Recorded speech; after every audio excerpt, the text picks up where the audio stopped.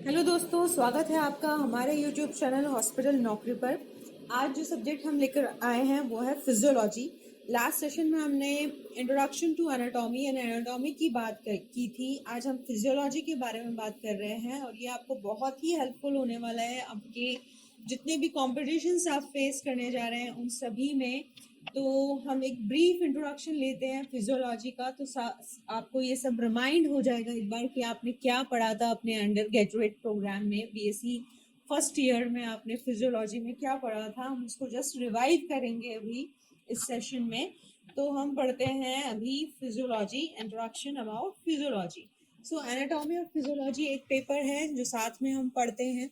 सो anatomy हमें क्या बताती है? एनाटॉमी हमें स्ट्रक्चर के बारे में बताती है और वही फिजियोलॉजी जो है वो है study of functional activities of the body और मैकेनिज्म ऑफ द बॉडी। चीजें कैसे काम करती किसी बायोलॉजिकल बॉडी में या किसी लिविंग ऑर्गेनिज्म में, जो ऑर्गन है या जो ऑर्गन सिस्टम है। हमने लास्ट सेशन में लेवल ऑफ ऑर्गेनाइजेशन भी पढ़ा था। एक सेल्यूलर लेवल से अगर हम बात करें तो सेल्यूलर लेवल, जैसे हम सेल को basic structural and functional unit of life कहते हैं, तो सेल अपने आप को सेल्फ सस्टेनेंस में सक्षम है, वो स्वतंत्र है। अपने आप अकेली सेल जीवित रह सकती है अगर उसको भोजन यानी कि न्यूट्रिएंट्स मिल जाए तो वो सरवाइव कर सकती है, डिवाइड हो सकती है। तो वो कैसे कर रही है, कैसे आपस में जो ऑर्गेनल्स हैं वो आपस में कैसे कोऑर्डिनेटेड फैशन में काम कर रहे हैं, या पर्टिकुलर कोई भी काम हो रहा है जैसे हार्ट बीट कर रहा है तो कैसे कर रहा है automatically beat. That is physiology, that the study is physiology. तो फिजियोलॉजी जो है ग्रीक वर्ड है जो दो वर्ड से मिलकर बना है। फाइसिस का मतलब होता है nature and logos means the study. तो अगर हम ब्रीफ हिस्ट्री देखें फिजियोलॉजी की तो एरिस्टोटल ने सबसे पहले इस पर जोर दिया था कि स्ट्रक्चर और फंक्शन आपस में जो है रिलेटेड होते हैं, इनका रिलेशन है, दे वर्क कोऑर्डिनेटिवली, है ना। और गैलन ने सबसे पहले परफॉर्म किया थे एक्सपेरिमेंट्स बॉडी के फंक्शंस को स्टडी करने के लिए, इसलिए गैलन को फादर ऑफ फिजियोलॉजी कहा जाता है। Now you'll tell me who is the father of anatomy? याद है? Remembered? The father of physiology is Galen. So first physiologist जो थे वर्ल्ड के मॉडर्न सेंस में वो थे विलियम हार्वे। विलियम हार्वे को मॉडर्न सेंस में फर्स्ट फिजियोलॉजिस्ट कहा जाता है। 17th सेंचुरी में इन्होंने सर्कुलेटरी सिस्टम को डिस्क्राइब किया था और बॉडी के साथ इसका इंटरेक्शन कैसा होता है ये डिस्क्राइब किया था। क्लॉडे बर्नार्ड 1813 एंड 1878 के बीच में उन्होंने इंटरनल एनवायरनमेंट और होम्योस्टेसिस और फिजियोलॉजी के साइंटिफिक बेसिस और मेडिसिन से रिलेशन के बारे में बताया था। तो मॉडर्न फिजियोलॉजी के जो फादर है, father of modern physiology is French physiologist Claude Bernard. The fields in physiology की अगर हम बात करें तो it can be divided as viral physiology, bacterial physiology, cellular physiology, plant physiology, human physiology and many more subdivisions. यहाँ पर हम basically किसकी बात करते हैं? ह्यूमन फिजियोलॉजी की बात कर रहे हैं। जो फिजियोलॉजिकल फंक्शंस ह्यूमन बॉडी में हो रहे हैं हम उनकी बात कर रहे हैं। सो फंक्शन एंड प्रोसेस, इसको हम कह सकते हैं teleological versus mechanistic approach to science, है ना। तो टेलियोलॉजिकल का मतलब क्या होता है? व्हाट इज द पर्पस और फंक्शन, है ना। पर्पस क्या है, कोई चीज क्यों एग्जिस्ट करती है और इसकी क्या आवश्यकता है, why does it need to be done, ऐसा होना क्यों जरूरी है। और मैकेनिस्टिक के अंदर हम बात करते हैं प्रोसेस की, कोई भी फंक्शन हो रहा है तो उसमें क्या प्रोसेस है ना, और कोई चीज कैसे काम करती है, हाउ डज समथिंग वर्क। तो प्रोसेस और फंक्शन दोनों अलग अलग चीजें हैं।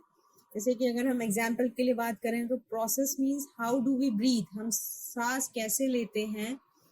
और फंक्शन की बात करें तो व्हाई डू वी ब्रीथ, है ना, हम क्यों सांस ले रहे हैं, कैसे और क्यों।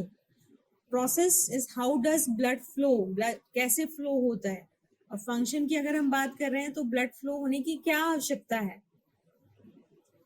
फिर से एक और एग्जांपल में हम देखते हैं कि how do RBC transport oxygen.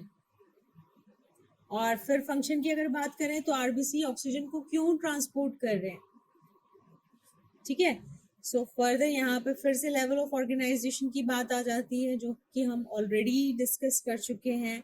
Cell structure and function की बात आती है, तो वो भी ऑलरेडी आपको पता ही है। सेलुलर स्ट्रक्चर और फंक्शन हम बचपन से पढ़ते आ रहे हैं, है ना।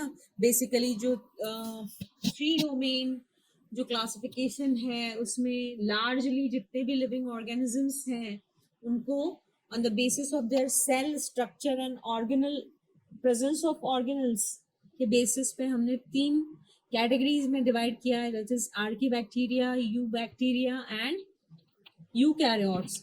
और ब्रॉडली हम कहें तो प्रोकैरियोट्स एंड यूकैरियोट्स। तो जो ह्यूमन सेल है वो आपके प्रोकैरियोटिक सेल स्ट्रक्चर्स में प्रोमिनेंट न्यूक्लियस पाया जाता है और सारे ऑर्गेनल्स पाए जाते हैं जिनका अलग अलग फंक्शन होता है।